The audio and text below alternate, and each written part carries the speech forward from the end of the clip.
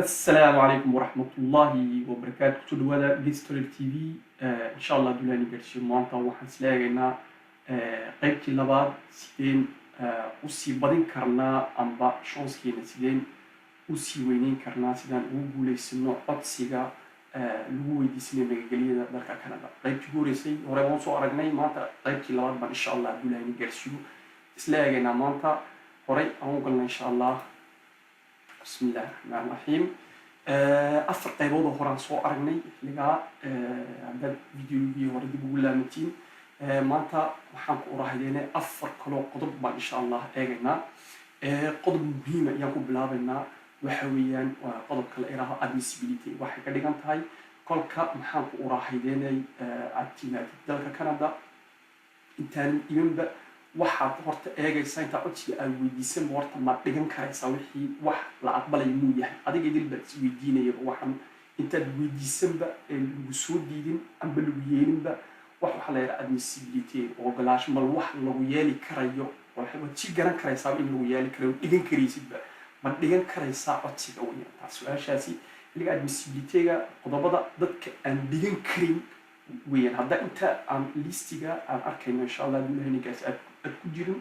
qolka maxaan ku raahayna codsigaagu waa wax wad qaadan karaysaa wad dhigan karaysaa laga dhigata qodobka ugu horeeya waxa weeyaan vous avez déjà le statut de réfugié au sens de la convention dans un autre pays où vous pouvez retourner waxay ka dhigan tahay wax lagu ogolaaday maxaan ku raahayna si rasmi ah iyo wadan kaleete yaa ku ogolaaday maxaan ku raahayay inaad si qaxooti amba magangeliyo wadan kale yaa ku siiyay oo waad ku laami karaysaa kaba soo qaad qof reer Djibouti oo Yurubta soo maray oo Yurubta amba wadan kaleete oo Yurubta kamid ah uu soo siiyay deganaanshaha amba magangeliyada uu ogolaaday hadduu ku ogolaado waxa weeyaan waxa jira maxaa ku la convention de Genève baa jirta convention de Genève tuma oo wax ay wadano badan ilaa 100 iyo malayn 100 iyo 56 ilaa 70 man jeclahay ay ogolaado wadano badan baa ogolaaday xilliga haddii wadankaasi uu ku qaabilay waxay ka dhigan tahay dalka Canada dimaatid laguma qaabili karayo parce waxa iyagu ku eegayaan sababtu waxa weeyaan waxa lagu eegayaa qorayba badageli lagu siiyay ka dhiganta qodobka labaad insha Allah duulahayni gaarsiyo aad arkaysiin halkan waxa weeyaan qodobkaasi vous avez déjà le statut de personne protégée au Canada waxa weeyaan Canada waba ogolaasho kala haysatay oo qorayba lagu ogolaado waxa lagu siiyay maxaan ku raahayeenay magangeliyo waxa lagu siiyay qof la ilaalinayo maxaan ku raahday dhibaato ku dhacday oo dhibaato sheegtay baa Canada lagu ogolaado oo statute waa haysataa xiliga admissible min noqon karaysa haddaad haysatid mar kaleete qodobka saddexaad insha Allah duulani gaarsiisay markuu leeyahay vous avez fait votre entrée au Canada par la frontière canado-américaine waxaad soo martay maxaan ku raahayeenay xuduudda Canada iyo Mareykanka xuduudeedii baad soo martay xilliga waxay dhigan tahay xuduuddaasi taas oo su'aashaas waxyaabo badan bay dad badan oo soo maraa jira laakiin waa muhiim weeyaan qofku maxaan ku raahayay xuduudda soo marayo xuduudda waa laba loo kala saaraa waxa weeyaan waa adigoo illegal ku soo galay hadda illegal ku soo gashay sida dadku badiga ku soo wada maraan ay Djibouti ku soo wada galeen 2017 ilaa 18 sida lagu soo wada galay taas waa taas kuma jirto laakiin haddaad adigu toos u timaado tiraahdo waan galaya taas xilligaas maxaan ku uraahayeen oo hore u soo gashay taas oo kolka waxay ugu adkeynayaan haddii kale waxay ku weydiinayaan su'aashu waxa weeyaan halka qof maad ku leedahay waxyaabo kale ku sii dhexgalaya xilliga haddaad si vous avez déjà fait votre entrée haddaad ka soo gashay Canada taas waa dib bay ku celin karaan bas su'aashu waxa weeyaan dad maad ku leedahay meesha su'aashu ugu weydiinaya xilliga badiga dadku waxay waxyaasay qodobkaas saddexaad ugu badbaadaan waa illegal ka soo maraan taas liga su'aal kama taalo taas illegal baa soo gashay liga waa taas point uma jirto taas ka legal ma kuma iman qof legal ku iman waa qof dad halkan ku haysta amba walaalkii amba dadka qaraabada u dhow oo magaca qofka la eegay adminationska la oran karayo qofkan qaraabadiisa weeyaan waa loola hadli karaa qofka oo kale weeyaan in baa soo dhaaf karaa laakiin qof kaleete waa kale illegal ka aan illegal ka mara nigmilihi laakiin waa badiga dadku taabay mara qodobka afraad insha Allah duulahayni gaarsiyo vous faites l'objet d'une interdiction des territoires au Canada pour des raisons de sécurité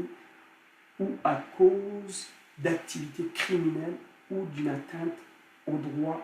humains. halkan waxay ka dhigan tahay haddaad halkan eegtiin insha allah bilahi nageysiyo haddaan dib usoo laamano halkan qodob maaha tani waa taas qodob maaha haddaan dib ugu soo laamano insha allah qodobkaasi intana ku dhow isku xidhan yihiin waa isku qodob waxa weeyaan hore baa lagaga mamnuucay maxaa ku raraa Canada waxa la yidhaha interdiction territoire waxay dad badiga halkan dadka qofka maxaa ku urahaydeen ku yimaado haddii laga mamnuucay oo sababta lagaga mamnuucana ay tahay in halis aad gelinaysid maxaa ku urahaydeen waddanka oo ay waxyaabo kale kaaga cabsoodeen inaad ama qaax iyo waxyaabo kale waxaynaysid oo halis dadka aad gelinaysid amba inaad ku activity criminal ku dhex jirto maxaa ku urahaydeen aad dadka dilaa ama gurubyaal kaleeto maafiyaadii waxaa ka mid ahaa amba inaad maxaa dad soo xasuuqdo oo maxaa ku urahaydeen xeerka bini'aadantinimada wax ka baxsan ba aad waxaysay intaasna u dagay Djibouti badiga qodobka afraad kuma jiraan haddaan kusii socdo insha allah dadka badiga imanaya halkan waa waxaa u imanaa waxay saa nolol ugu waxaysan lahayn dad wax soo dilay badiga way iska jiri karaan laakiin uma badna dadku sidaas haddaan qodobka shanaad insha allah isla eegno vous avez déjà présenté une demande d'asile qui a été jugée irrécevable waxay ka dhigan tahay qodobka shanaad wuxuu ku leeyahay waa timid codsi baad waxaysatay Canada laakiin waxaa qofkii maxaa ku amba frontierka xuduudda dalka Canada haddaad timidee amba airportka haddaad meel aad timidee amba dadka Canada dhexdiisaba aduu iska dhiibay oo lagaa yidhi codsigii aad dhigatay lagu yidhi may lama ogolaan karayo lagugu soo celiyey haddii lagugu soo celiyo waxay dhigan tahay mar kaleeta ma weydiisan karaysa oo kale markaa kaaga jeedaan haddaan kusii socono qodobka maxaa ku urahaydin lixaad wuxuu leeyahay vous avez déjà présenté une demande d'asile qui a été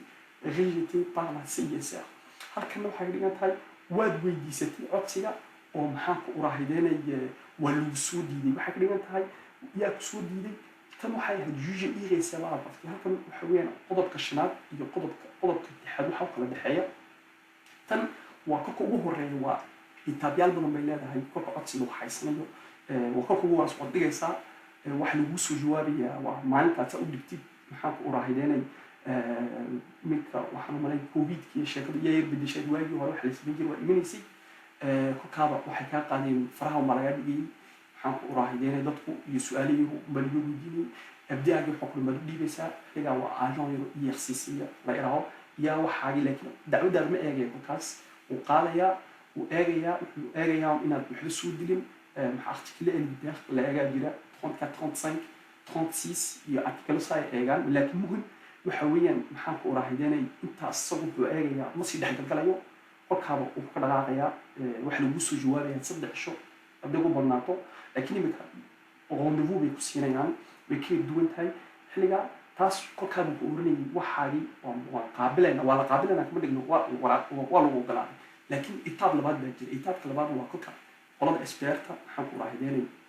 section de protection de maxaa ku dhahay réfugié baa jira kuwaas baa sii qaadanaya kuwaba qaraarkooda qaatay komisaarada halkay ka taliyaan ku qaaba amba ugu soo diray xilligaa halkan waxa weeyaan waa qaybtii komisaarada weeyaan waa itaabkii labaad baa gashay tan waa itaabkii ugu horeeya lagu soo diiday ka dhigan tahay tan waa itaabkii ugu horeeya waa lagu yeelay laakiin itaabkii labaad adoo tiri iyo haddana lagu soo diiday ka dhigan tahay taas lixda shantii lixda saabo kala dhexeeya waa itaabkii ugu horeeya tan waa itaabkii labaad oo weeyaan diidmad haddii lagu soo diiday waxay ka dhigan tahay ma dhigan karaysid oo admissible ma noqon karaysid weeyaan admissibilitygana sheeka hadlaynana waa itaabkan way ka horeysaa oo maxaan ku urahaydeen tan waxaan oran karayna waa itaabkii labaad kan waa tii saddexaad tanna waa tii ugu horeysayba adaa isweydiinayta dhiganba wixii ma admissible baa ma lagu ogolaan karaya intaan meesha la imanba waad sii eegi karaysaa ma intaasoo qodob hadda ku dhex jiro waad dhigan karaysaa bay dhiganta kolka qaybtan baad geli doontaa oo qaybtaadii labaad noqon kuwana qaybtaadii saddexaad bay noqon doonaa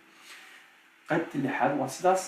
qaybta haddaan isla eegno insha allah hadduu ilaahayna gaarsiiyo toddobaad vous avez déjà présenté une demande d'asile mais vous n'y avez pas donné suite maxaan ku urahaydeen ou vous l'avez retiré waxay ka dhigan tahay waad codsibaad waxaysatay makan geliyo waad kala noqotay adigoo waxaad tiri waxaan waxaysanayaa codsigii nabadgelyada dalka aan ku degay Canada waa timiday agent exercisiga amba halkan biyagu ku dhex yaala maxaan ku urahaydeen 10 haddaad tegtid amba maxaan ku urahaydeen haddii aad maxaan ku airportka iskaba dhigtidba amba meesha kale Canada laga soo galayo borderka hadaad koonaha kalena timaadid waa isla xaggii weeyaan haddii kon wixii aad dhigato haddana ismaanacadii tirahdid waa wixii ma rabo walaalahayo baasaboorkayga waxyaabaha iga siiyay waddankayga waa iska laamaya qofka sidaa waxeeya waxay ka dhigan tahay admissible taas ma noqonaysa toddobadaa qodob waa toddoba qodob oo adigu oo iska jooga Djibouti oo walan aan iman haddii aad maskaxdaada amba adigu halkan jooga oo isbedelo yiri anu maxaan ku raay waddanka Djibouti uma sii tegayo halis baan nolosha ugu cabsoonaya ama halis baan gelinaya oo magangeliyo inaan dalka Canada weydiisanaya ama adigoo ka imanaya Djibouti uga imanaya inaan magangeliyo dalka Canada weydiisto xilligaa waxay dhigan tahay toddobadaa qodob aan is aragnay waa toddoba qodob oo had iyo jeer inaad soo eegtid ma ku dhex jirtaa haddaad ku dhex jirtid admissible ma noqon karaysid haddaad toddobadaa ku dhex jir waxay ka dhigan tahay admissible baa noqon karaysaa waad dhigan karaysaa codsiga magangeliyada dalka Canada had iyo jeerna hore baan usoo niri had iyo jeer waxaan dhammayno wax walba waxaan siiyaa xogteedii halka laga soo saaray insha allah walaa isla eegna haddana bismillahi raxmaani raxiim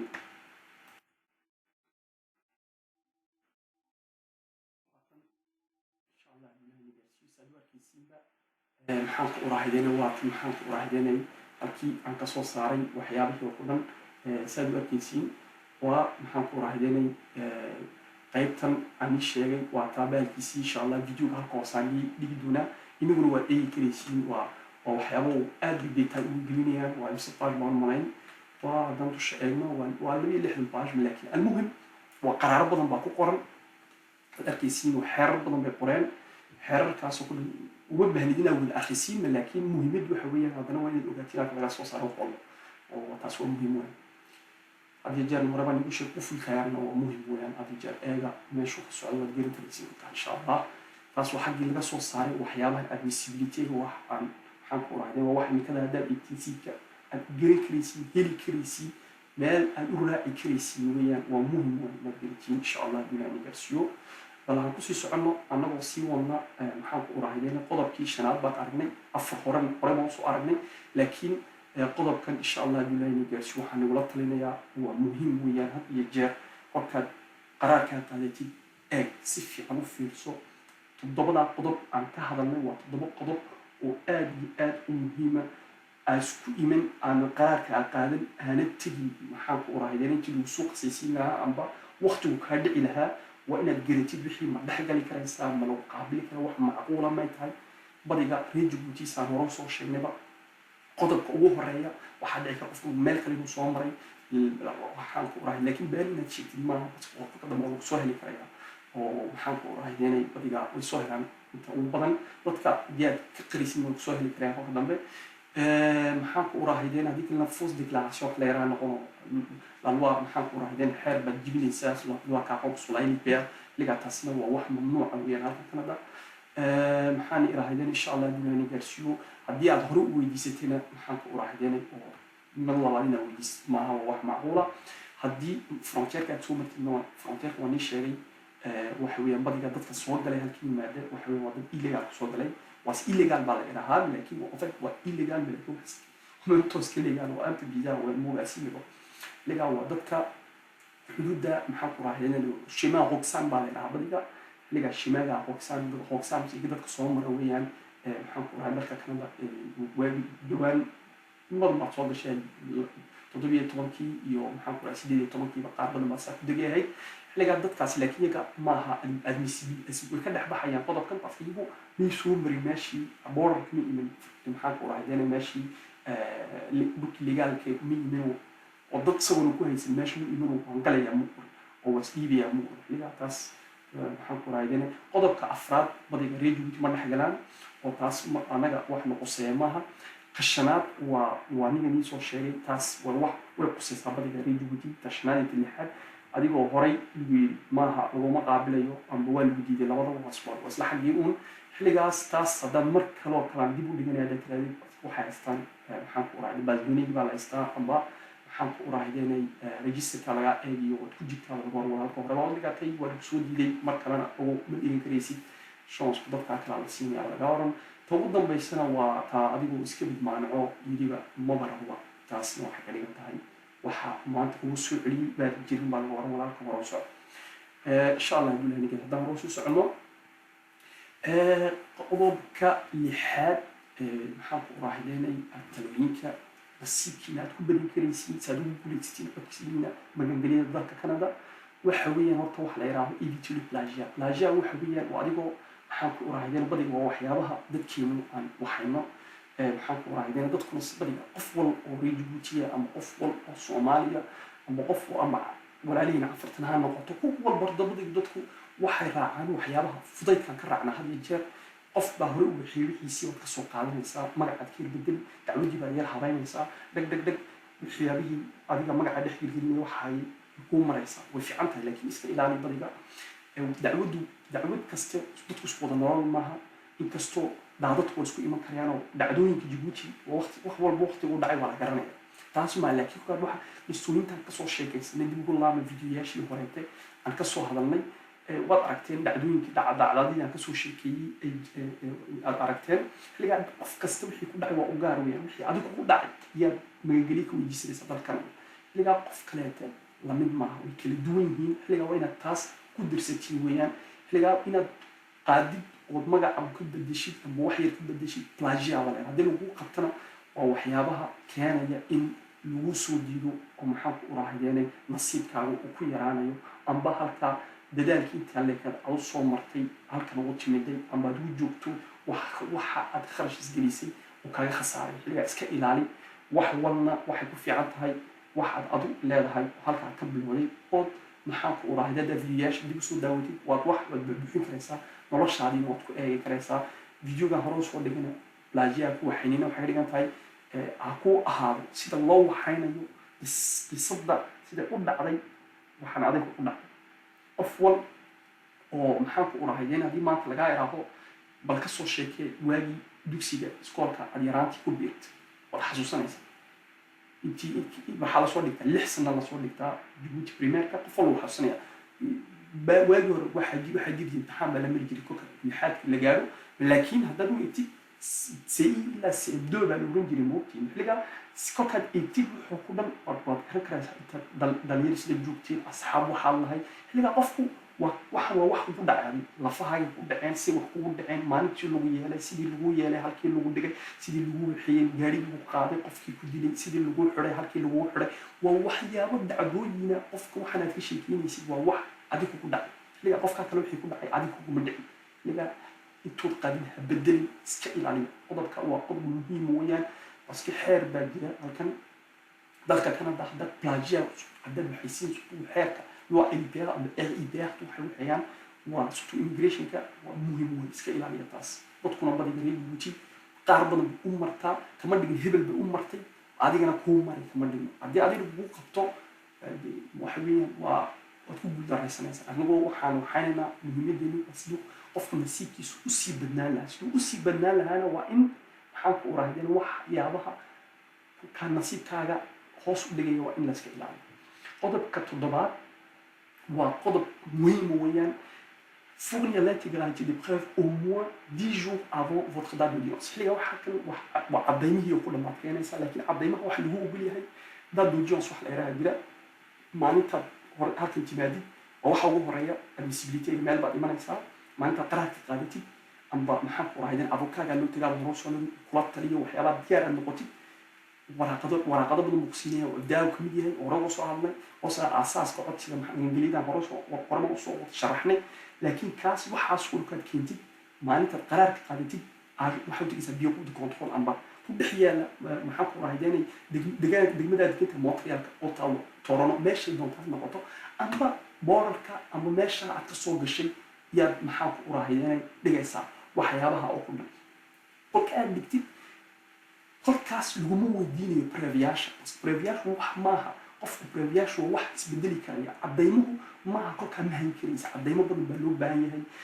ما أنت وحقول دعان سيدي وحلقوية لو كل من كواك عديمها وحكمله حقرا دلاشة داري باسبور كا إمبيرمي أتجاري كودي سوكله ما أنت دختر كله دقي سيدي ودي له ديلو كله دختر كله دقي بوليس كونفوكاسيون هذيك سيو لو يرو يلكو حقرا مالتا إيمو حفيزك مالتا إيمو يد حمد وحيابها أقدم أما mucaaradka hore baan uga soo hadalnay mucaaradka kaar bay leeyihiin kaarkii aad mucaaradka aad maxaan ku rahaydeen ku jirtay adeegoo aad ku hayd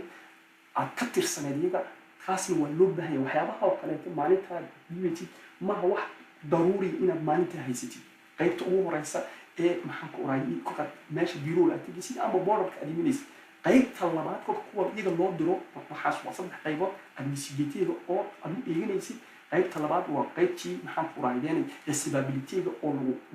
agent 3 isho ilaa kimika rendezvous bay dadka siiyaan qaybta saddexaadna waa experta qaybta section de protection de réfugiés la yiraahdo qaybtaasi waa qayb muhiim weeyaan kuwaas waa ragga komisarada waa iyaga oranaya audience way kugu yeerayaan way ku oranayaan maalinta waxaan rabnaa in aan waxaan ku raahdo waxyaabaha noo soo dirto ku dan audience-ka badigana muhiimada laga leeyahay ee ugu muhiimsan waxa weeyaan waxyaabahana soo dirto ku dhan baa la rabaa in waxan iyo hadalladan aad ku hadlayso ku dhan waxan ma wax qancin karaya wax macquula ma wax aad iska abuurataa mise waa wax jira wixii oo la raaci karayo la heli karayo meesha aad ka keentay intaas ba ugu muhiimsan waa in la ogaado xilligaa wadaad audience waxaad haysataa dad audience waa caadi ahaan badiga waa 6 cisho yaa loo qabtaa qofka kumaaninta responsibility-ga 6 cisho kadib yaad haysataa 6 cisho gudahood iyay badiga waxay ku sugayaan dad audience wax lagu siinay maalinta ama ka dhigtid laguma siinayo in badan bay ka maqnaanayaan qaar sanad ka maqnaataa qaar 6 bilood ka maqnaataa waa isku dadku isku wada mid ma almuhim waxa weeyaan dad audience maalinta ku rahan waa ka expert qolada komisarka isku expert section ay taslaxaad okay tabto qaybta lab ugu horeysa addaftid talabaad ku ka adiga adigatid saddexaad waa qolada experta komisaradu ay aanu bilfiduusiyayga iyaga iyo maxaan ku oranayaa walaalkow ama walaashay waxaan rabnaa inaan kula kulanno maalinta noo kaalay waa adiga iyo soo raacdu qof kula talinaya jiro oo qof qaareen oo kula talinaya ama qof kale oo consultant immigration kale oo yagna way waxayaan ama noteerka badiga kuma badal laakiin labadaba badiga dadka caawiya hadduu kula socdo soo qaado maalinta noo kaalay xilligaa maalinta inta iyagu noo kaali kayr waxay ku soo diraan waxa la yiraahdaa avis de convocation ay ku oranayaan maxaan ku raadaadku ku qoran yahay oo lagu soo dirayaa jira oo lagu oranayo maalinta waa maalis kaba soo qaad almuhim maanta waxaan nahay haddii laga yaraahdo waa bisha kowdeeda maxaan ku raadin sanadka soo socda sanadka jadiidka insha Allah bisha kowdeeda iyo mari doonta haddii laga yaraahdo xirigan tahay 10 cisho ku 20 bisha December inaad 20 inaad dhaafisid maaha cadaymaha haddii maalinta ka laga cadaymaha ugu dambeeya waa inaad maalinta digtid waxa ka dhigan haddii maalinta komisarka kulli soo yimaado waxyaabaha laga leeyahay ee muhiimka waxa weeyaan cadayn lama iman karaysid maalinta uma oran karaysid adigoo laba cisho kadib amba maalinta aad timaado tiraahdo maxaan ku waxaan helay dhakhtarkii baa ii soo diray maanta waa kan lama yeelay waxa laga yeelay maxaan ku raahayeen waxa u baahan 10 cisho waa in isagu intuu ku helayo postiga wuxuu ku soo waxaynay waa in wixii akhristo eegaan waxaad soo dirtay inay wax ka jiraan amba inay waxba ka jirin so loo ogaadana waa 10 cisho yaa lagu siiyey ka hor waa inaad soo dirtay waa muhiim waa taas waa in hadiya aad weeytiin badiga dadka waxa dhacayaabaha dhaca badiga qaar baa iska dheersada cadaymaha oo waru hayn laakiin hadii daadka lagu siin dhibaato male waqtiga waa iska haysataa 6 bilood sanada iska qaadato laakiin daadka kaaga hadii maalinta ma rabna walaalku inaad kula kulanaado ka kuuraan maalinta waa inaad ogaatid daadka intuu qaadid 10 cisho inta baad haysataa ka hor maalinta waqtiga ay ku dhacayso ka hor waa inaad cadaymaha ugu dambeeya aad u dirtid ama qaareenkaaga iyo u diri ama adiga wax xigto adiga u diri amba maxaan ku oraa consultant immigration ay ku metelaya yaa asna ya hore u diri waxaan ku dhammaynaynaa insha Allah haddii Ilaahay na gaarsiiyo maxaan ku oraahaynaa halkan horta qaybta 7 sidaan sheegayo waa cadaymaha maxaan ku dhakhtarka haddii maxaan ku oraahaynaa askariga waxyaabihi cadeynayo kale in lagu yeeray ama xafiiska kaartkii aan adhesion-ga isna partiga aad ka jirtay wixii sawiraana haddii Facebook aad wax lahayd wixii haddii journal lagu soo qoray haddii liyan waa jiro aad ku dhex jirtay meel lagaga hadlay haddii jirtay haddii meel aad meeting qayb gashay wax kasta oo cadaynaya in aad maxaan ku oraahaynaa oo u yeelaya awood hadalka ama wax codsiga aad waxaysinayso aad sheeganayso magaalada ku weydiisanayso ku dhan waa inaad keentid xilligaa waqtigaa baad haystaa insha allah qaybta sideedaad waxa weeyaan waa muraajaco qaybta muraajacada sideedaad waxa weeyaan waxyaabaha oo ku dhan intaad dirin qaybta ugu horeysa yakhsiisay intaad waxaad jeer abdaaga wala isfahmay ama qaareenkaaga ama adiga badiga qaareenadu halkan waqti kuma hayaan waxaan adiga waa noloshaadii weeyaan cid kale maaha noloshiisii isaguna wuxuu haystaa kun qof buu matalaa keligaa ma matalo laakiin haddaad wax weydiin waxba noloshiisa kama bedelayso adiga noloshaada wax ka bedelaysa laakiin xilliga wax weeyaan adigu abdaaga dib weeg abdaagu waqti geli badiga dadkuna way dheersadaan maxaan ku uraahideynay muhiimiyada ma siiyaan oo waxyaabaha badiga qaar badan ay maxaan ku uraahideynay ay baraarugaan oo maalinta ku dambaysa ay kolba dhinac u qiimadaan laakiin waa inaad inta ugu horeysa aad baraarugtid wuxuu ku abdaagaa si fiican u eegtid aad ku noqnoqotid audience haddaan leedahayna oo lagu yeerayana oo lagula kulmayana si fiican u diyaari kolkaad diyaarinaysid meesha dadka kula kulmaya waa dad 40 sannadood waxaan aqoon u leh 170 dowladoodna soo arkay hadday maxaan ku uraahideen milyaar ka badnayn dacwado soo maray xilligaa waxaanaad meesha kaad saa u bilowdid aad ismicnaysid halkan baa ka socdaa waxaan baa igu dhacay kaad saa u bilowdid ku dhambe garanaya meesha u socotid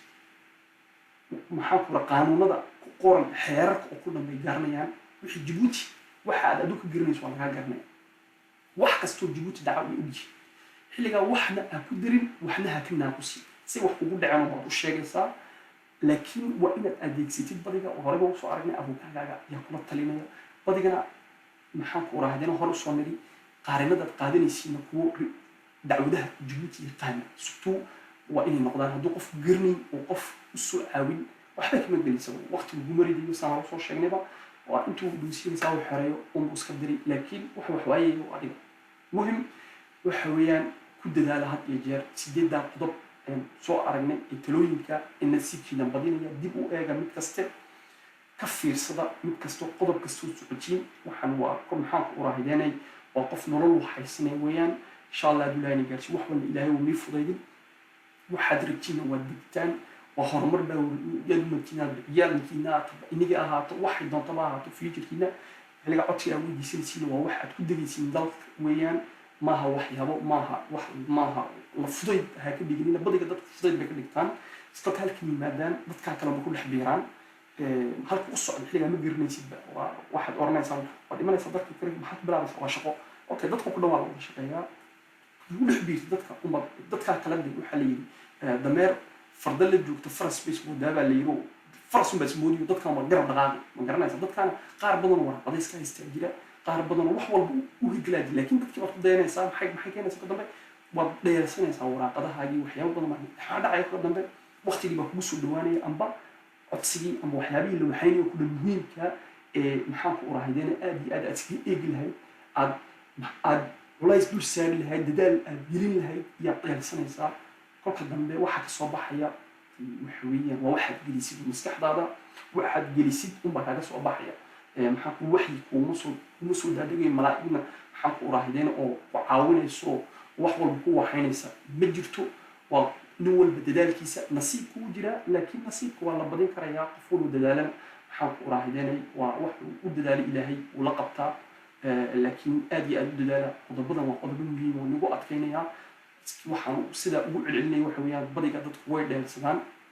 warna uguma hayaan xilligaa waxyaabo badan oo loogu soo diiday keentaa laakiin haddaad intaa aan soo sheegay u dadaashin oo mid walba waqtigiisa gelisiin aad isdocumentaysiin si fiican u eegtiin waad ku guulaysiinaysiin waxaan ku uraahideen magangelyada amba deganaanshaha aad weydiisanaysiin dalka Canada insha Allah hadduu ilaahayna gaarsiiyo maxaan ku uraahideen intaas baa insha Allah aan ku dhamaystirayaa waxaan rajeynayaa maalin wanaagsan amba habeen wanaagsan waqtigeennii tahay wanaagsan assalaamu calaykum waraxmatullaahi wabarakaatu